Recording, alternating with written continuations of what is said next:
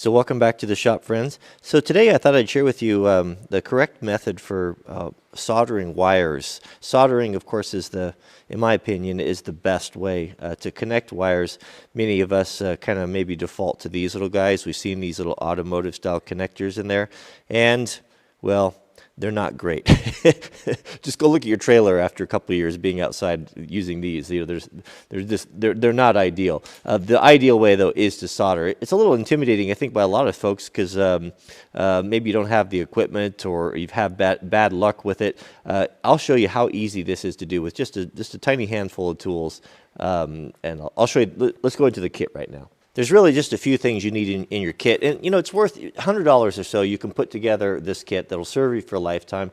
You'll be able to repair electronics and different things that oftentimes we just throw it away because it's not worth the trouble of trying to find someone to fix it, you know, little things that come loose. I think it's worth it. So yeah, just get yourself a soldering gun. You don't have to get anything fancy. Just these Wellers are good. They're probably in the, I don't know, $40 range, not very much. You want some rosin paste flux.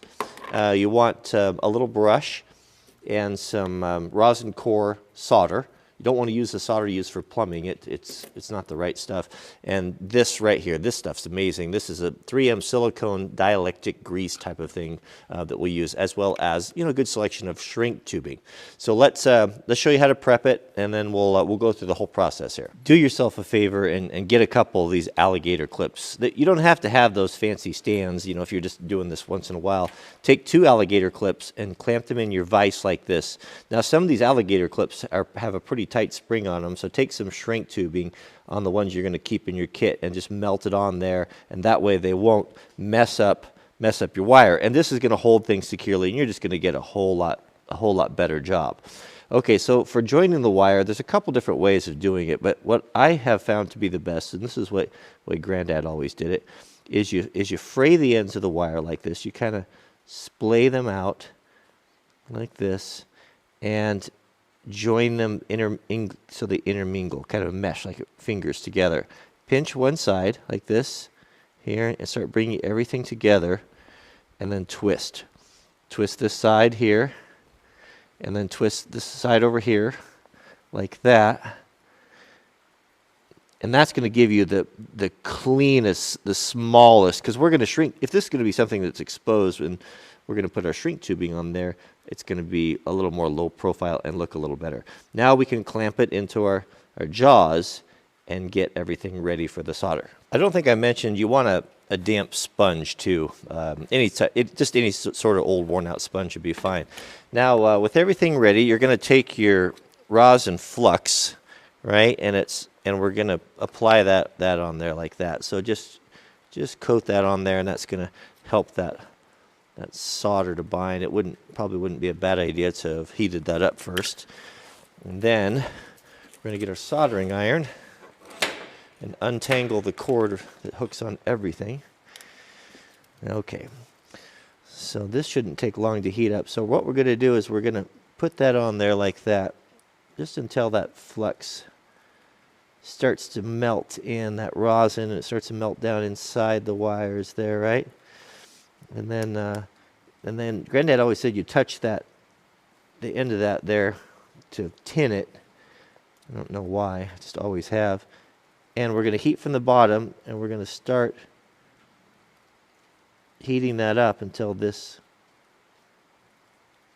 melts. Now we don't want to touch the solder to the iron. Oh, that took a long time to heat up there. There we go. Now it's sucking in there just like that. We don't put so much on there that it's going to you know, drip off. And don't try to dribble it on there. I could probably use a little bit more right there. There we go. That's all.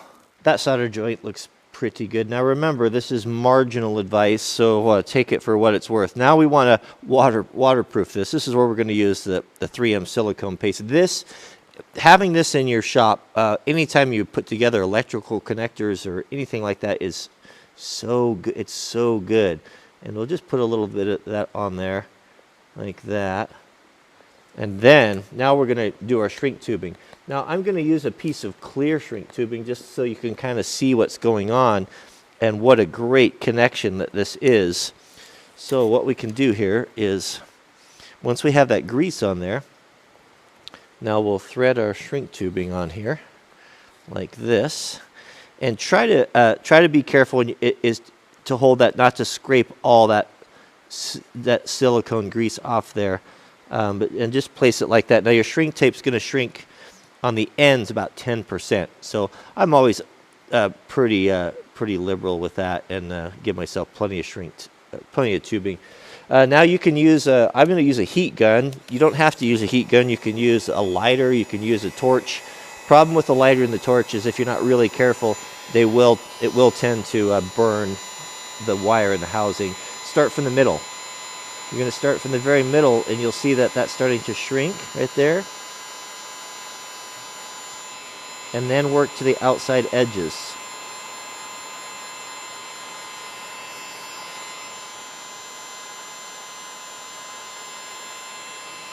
And you'll see, I think you can see, you'll see that silicone making that seal as the shrink tape tightens around the connection, and ideally you want it to squeeze out like that side right there. Probably should have put a little bit more on the housing, but that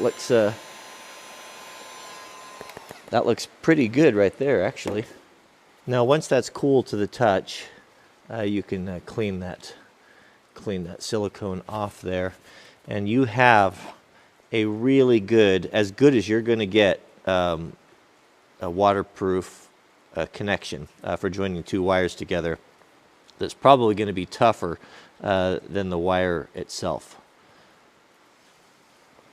So that's all there really is to it for connecting those, and that again, that's going to be your best connection. If you can take a little bit more time and you can solder these with a shrink tape instead of using those blue automotive style connectors, you're most likely not going to have to go back and redo your electrical work, especially for stuff that's going to be sitting outside like trailers, or especially boat trailers, or there's a lot of water and spray on those, and it's pretty hard on electrical stuff.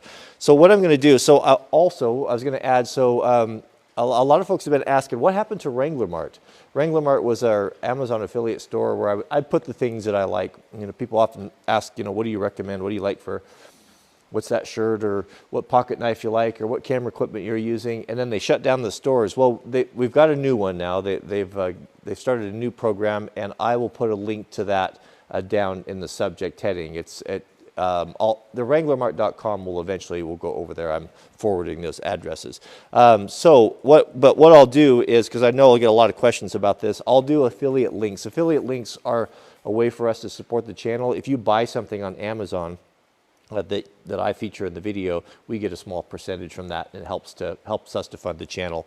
It doesn't cost you any more than what you'd normally buy it for, but it's just a way of helping creators out. So what you're going to want for your electrical kit, just basic stuff, is a soldering iron. I'll put one there that's good quality and not too expensive, and a heat gun. When you're buying a heat gun, make sure you get one that stands on its own. It's got some feet on it, like this one here will sit like this on your bench. That way you can work on it hands-free. So if you're heating stuff or like that, to have two hands and have it so you don't have to clamp it in the vise is actually pretty nice. So those are the two main things right there. I'll put the flux, the silicone paste. You definitely want some of that. That's a must-have. That's like the WD-40 of electrical work, and solder and shrink tape. If I was going to add to that, I would invest in a pair of good strippers. Wire strippers are very nice. They'll pay for themselves on it if you have a small project, and some good crimpers and nippers, and that's about it. So I'll put together that kit for you on the store. So thanks for watching, and we'll see you guys on the next video.